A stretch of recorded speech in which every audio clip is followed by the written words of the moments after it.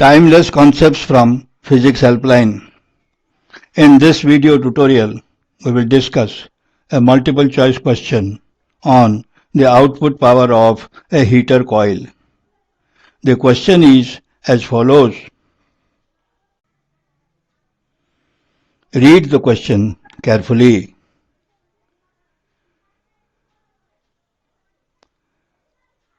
A heater is rated at 1000 watts when it is connected to a 100 volts line. Now, a resistance R is connected in parallel with the heater H and a 10 ohm resistance in series with the parallel combination. A DC source of 100 volts is connected in the circuit. Then it was observed that the output power of the heater is equal to 62.5 watts. We are required to find the value of R. Now, for the answer, we'll follow the following 4 steps to arrive at the result. In the first step, we'll calculate the total circuit resistance. Then using the circuit resistance and the circuit voltage, you can calculate the circuit current.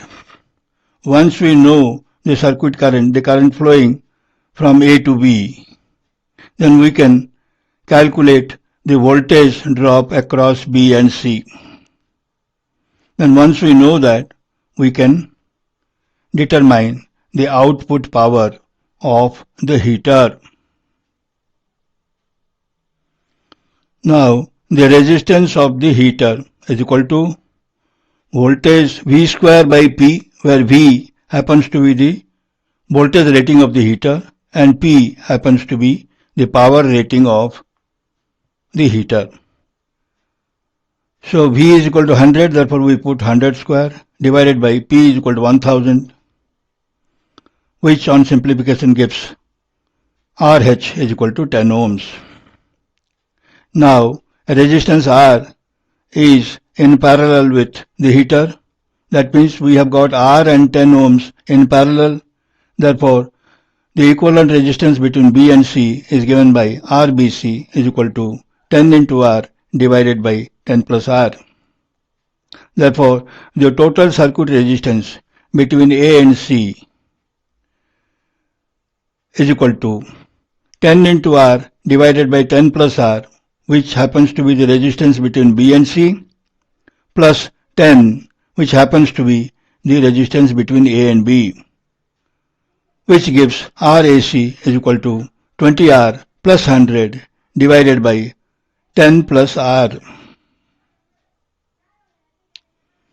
Now, we will calculate the circuit current, which is the current drawn from the cell.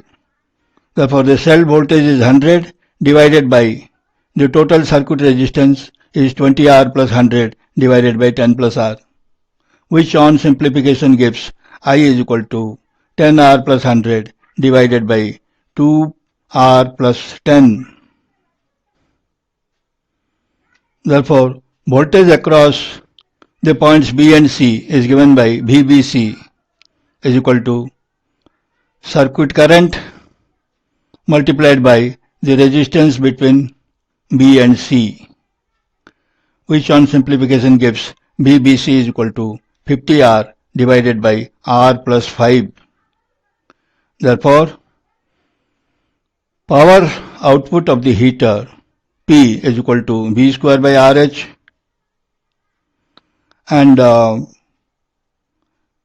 where V is nothing but VBC, voltage across the heater, that is B and C, divided by resistance of the heater.